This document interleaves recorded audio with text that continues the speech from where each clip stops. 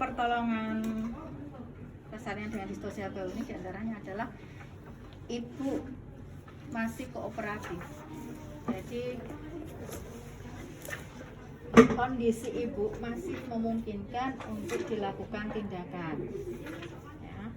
Jadi ibu masih mampu untuk mengejar, ibu kooperatif, sehingga harapannya nanti ketika pertolongan persalinan ini juga bisa dengan mengoptimalkan dari peran ibu. Baik. Kemudian kita posisikan ibu ya. Jadi tetap ini di meja ginekologi. Jadi tetap di meja ginekologi, posisinya lipotomi ya. Sebelumnya kita beritahu dulu pasien bahwa ini adalah termasuk kondisi kegawat daruratan. Ya, sehingga dengan mengetahui bahwa ini adalah kondisi gawat darurat, ibu akan bisa memahami seandainya nanti dilakukan tindakan dan membutuhkan peran dari tenaga ibu. Sehingga ini waktu juga sangat terbatas, kita tidak boleh menyia-nyiakan waktu ya. Baik. Selamat siang Ibu, perkenalkan saya Bidan Dila yang bertugas pada siang hari ini. Berdasarkan hasil pemeriksaan, kondisi bayi Ibu ini dalam kondisi baik. Namun, tadi berdasarkan hasil pemeriksaan yang telah dilakukan, ternyata ada hambatan untuk lahirnya bahu. Nah, kondisi ini nanti membutuhkan beberapa tindakan. Nanti mohon kerjasamanya ya Bu ya. Dan kondisinya adalah kondisi yang sangat penting Ibu. Ini merupakan kondisi yang darurat, sehingga mohon Ibu nanti bisa bekerja sama dengan baik. Nanti kapan Ibu mengejan akan kami sampaikan, dan Ibu bisa melakukan apa yang nanti akan disampaikan oleh bidan. Kemudian pada distosia bahu ini, langkah pertama apa?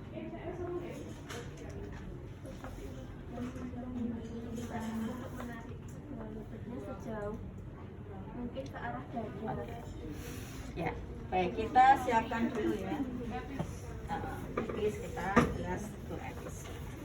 Kita siapkan, kita pasang perlaknya dulu.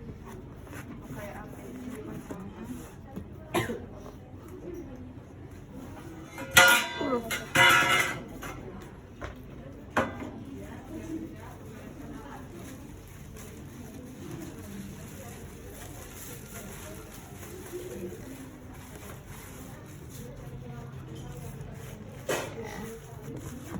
Pantatnya dikit.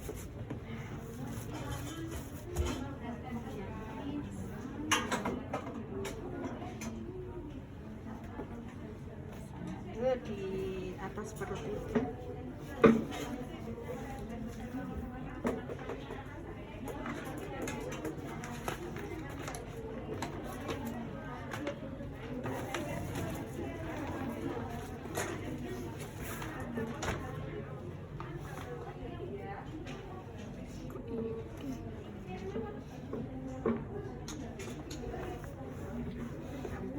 Kita cuci tangan, kemudian alatnya kita dekatkan,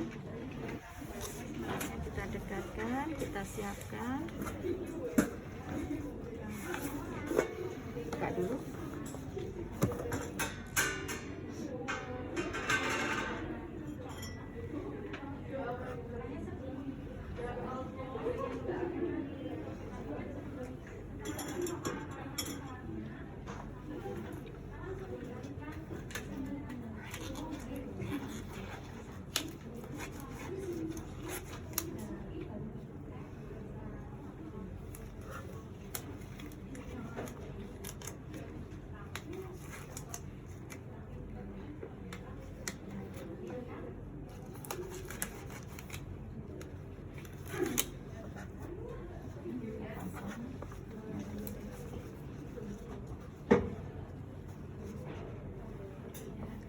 Angkat ya Bu ya.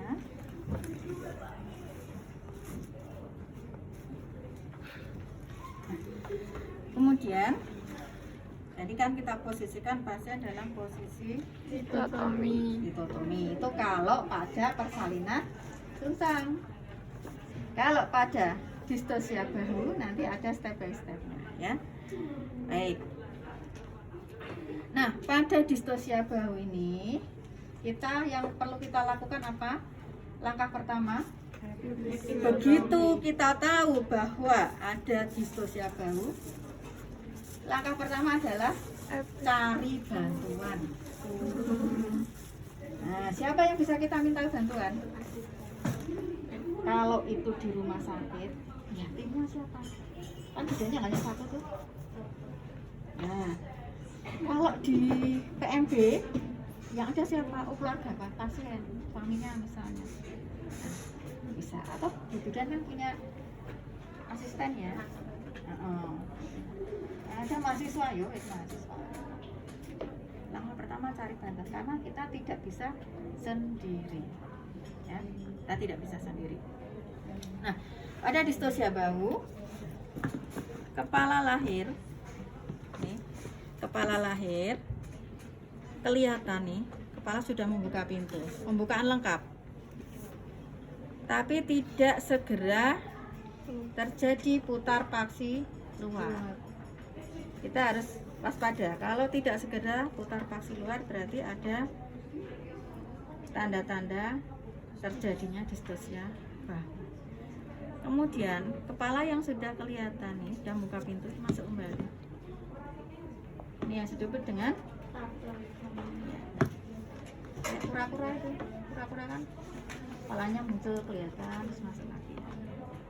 Nah, kalau terjadi tanda seperti ini berarti ini terjadi distosia bahu.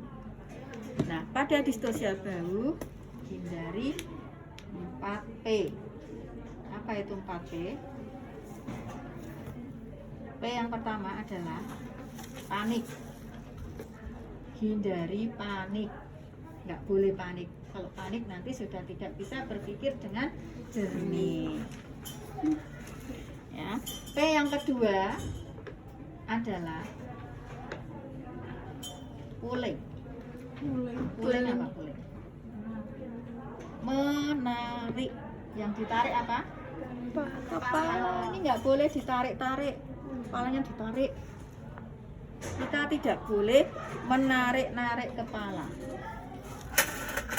Jadi kalau distosia bahu, kepalanya ditarik, itu bukan solusi, hanya menambah masalah nanti. Karena bisa terjadi cedera pada plexus brachialis. Ini nggak boleh ditarik. Yang P2. P ketiga adalah apa? P3? Passing. Passing apa artinya? Kalau di pintu ada tulisan dorong. Tidak boleh mendorong. Nah, yang didorong apa? Kepala.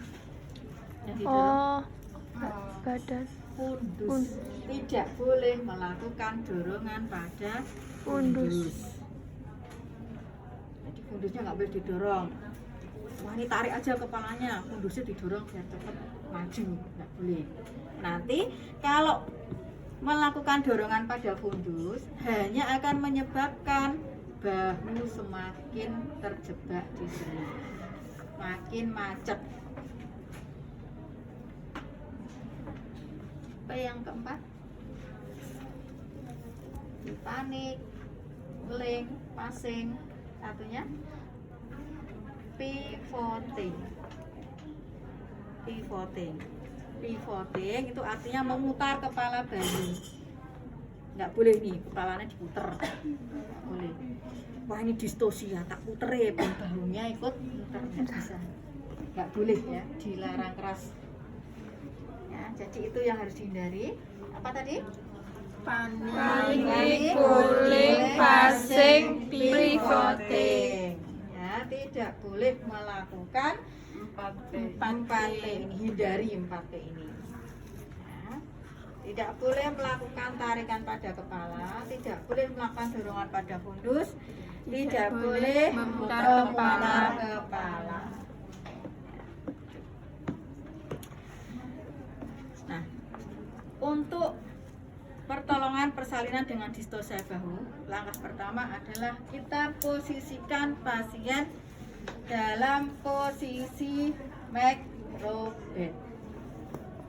Kalau tadi sungsang, Brahdan klasik tadi, posisi pasiennya adalah litotomi. Tapi kalau pada distosia bahu, pasiennya kita posisikan dalam posisi macrobed, karena kita akan melakukan manuver yang pertama, yaitu manuver macrobed. Caranya bagaimana? Kedua kaki ibu ditarik sejauh mungkin ke arah dada. Nah, yang melakukan ini siapa? Pasien. Pasiennya sendiri. Makanya tadi kan syaratnya pasien masih kooperatif. Jadi ibu kita posisikan dalam posisi macrobed. Ya, kedua, tangan menarik paha ke arah dada sejauh mungkin. Nah, ini bisa dibantu dengan asisten. Tadi asistennya siapa? Kalau asistennya Bu Bidan ya sudah. Kalau di situ adanya keluarga pasien ya kita beritahu supaya membantu ibu dalam posisi macrobed. Nah, ketika sudah dalam posisi macrobed, nah ini sebelumnya kita lakukan episiotomi ya, karena ini resiko untuk terjadi robekan sangat besar, sehingga kita lakukan episiotomi dulu. Caranya sama seperti klasik dan berat tadi. Ya. Epis dulu baru macrobed. Ya. Nah, kita posisikan dalam posisi macrobed. Nah, ini asistennya membantu memposisikan ibu, kemudian kita tekan kepala janin secara mantap ke arah bawah. Ya. Bisa minta tolong didorong Mbak. Nah, kita pimpin mengejan. Ya, pada saat kontraksi. Nah, tadi bahu macet itu kan macetnya di sini ya, macetnya di sini tadi. Nyangkut, bahunya nyangkut. Nah, dengan macrobed ini kita pimpin mengejan. Ini kita tekan kepala bayi secara mata ke arah bawah.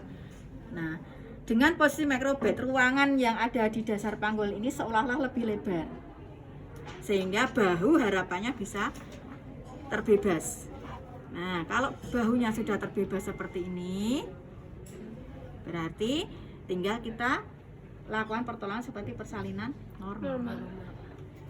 Arahkan ke bawah, kemudian ke atas, sanggah, susur. Letakkan di atas perut. Sekarang bagaimana? Kalau ini belum berhasil. Ini belum berhasil. Kalau belum berhasil, modifikasi dengan manuver yang kedua, yaitu asisten melakukan dorongan ringan pada suprapubik. Nah, suprapubik itu daerah sini. Ini tergantung punggungnya ya. Kalau punggungnya punggung kiri, nekannya ke arah sana. Nih, punggungnya di sini, nekannya ke arah sana. Kenapa? Ini biar terbebas punggungnya, bahunya. Nah, nekannya ke sini. Kalau punggungnya di sini, nekannya dari arah sana. Nekannya ke sana. Jadi bukan nekannya ke arah bawah, tidak, tapi ke arah punggung. Ya. Nah, misalnya seperti ini. Nah, asisten memberikan dorongan ringan pada suprapubik dengan cara ini di sini. Mungkin bisa salah satu ya. Berarti Sampingnya. Nah, caranya gini Mbak. Jadi ini kan posisinya gini, ditekan. Dorong, nekannya bukan ke bawah, ke sana. ke samping. Karena kan tujuannya biar membebaskan bahu supaya tidak nyangkut. Ya, ini dikasih aba-aba ya. Mbak asisten siap. Ya, kita lakukan atau memimpin ibu mengejan pada saat kontraksi. Ya, ibu mengejan Bu. Ya, siap ya. Ya. 3, 2, 1 tekan. Begini ya. Lepas. Nah, Kalau pas ditekan ini ya nggak bisa nek ditarik. Oh. Nah, jadi tekan